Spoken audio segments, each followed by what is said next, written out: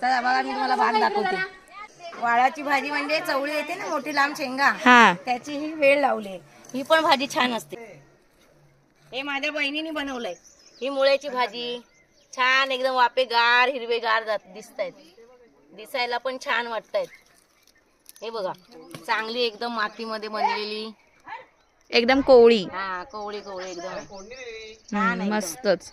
मुळा पण खायला चांगला. मुंबईत काय असा मुळा नाही मिळत ना. असं ह्या माझ्या सगळ्या भाच्या वगैरे आल्या आहेत. हे भाची, ही एक भाची, अजून एक भाची आहे. त्या पण मजा घेतात तिथली. ही बघा ही वहिनी माझी मुळ्याची भाजी काढते. ती आता गावात आले ना 2 महिने, तिथपासून या बागाच करते. अजून कोवळाच आहे ना मुळा? कोवळा आहे, ठेवला 2-4 दिवस तरी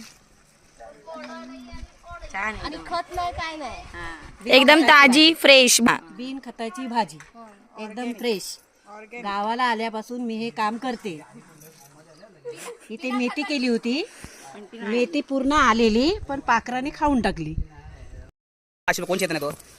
हे बघ, कोण चेतन आहे? हे ब्लॉग बनव ना. काय करताय? माझ्या ब्लॉगला टाकतो, माझ्या अकाउंटला टाकतो. अरे बोला काहीतरी. भाजी भाजी चवलीची.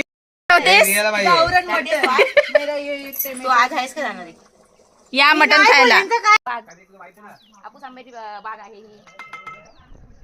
एवढी सुंदर पपई आले. आम्ही आता एक काढला त्याच्यामधला पपया, खाल्ला पण खूप सुंदर आहे. खूप आलू वडीची पान आहे ही बघा, एवढी छान एकदम आहे सुंदर.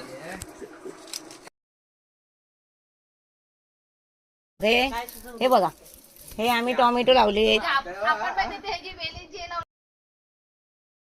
ही जास्वंदीची बाग आहे, पण आपण लाल करूनच वापरतो ना, जास्त वापरतो लाल जास्वंदी. पण